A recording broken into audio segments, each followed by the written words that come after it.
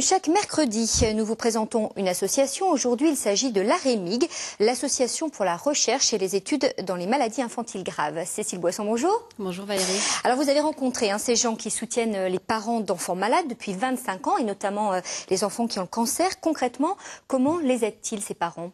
Donc depuis 25 ans, la préoccupation de l'AREMIG reste inchangée. C'est vraiment le bien-être des enfants hospitalisés et de leurs parents. Vous découvrez la principale réalisation de l'AREMIG, une maison des parents située à 200 mètres de l'hôpital pour enfants de Brabois, créée il y a 12 ans. C'est la seule de Lorraine. L'idée, c'est d'héberger dans les meilleures conditions les familles d'enfants hospitalisés qui habitent loin, le temps qu'il faut, leur permettre aussi d'avoir un lieu d'écoute et d'échange avec d'autres parents dans une période difficile. Depuis 1995, 1000 familles sont passées par la maison des parents.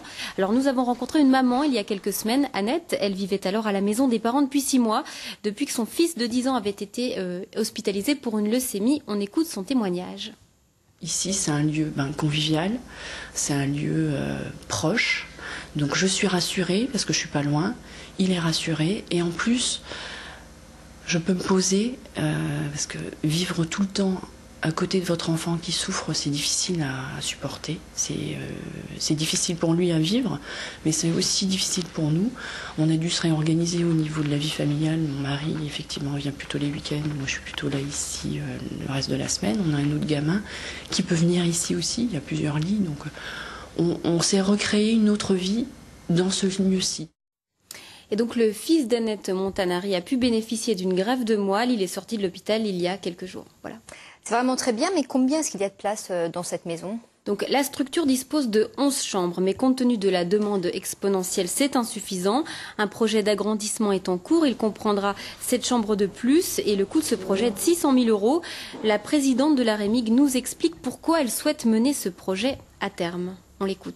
Notre besoin, c'est agrandir pour éviter les refus qui sont quelquefois de l'ordre de 5 par jour. Et pour nous, c'est un déchirement de refuser l'accueil de parents.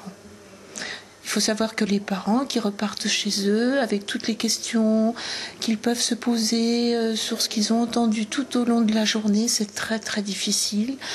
Je pense qu'ils font le voyage dans un état un peu second. C'est très difficile et notre devoir, c'est de les héberger au maximum. Alors, Cécile, qui va financer cette maison, qui va financer ces travaux ?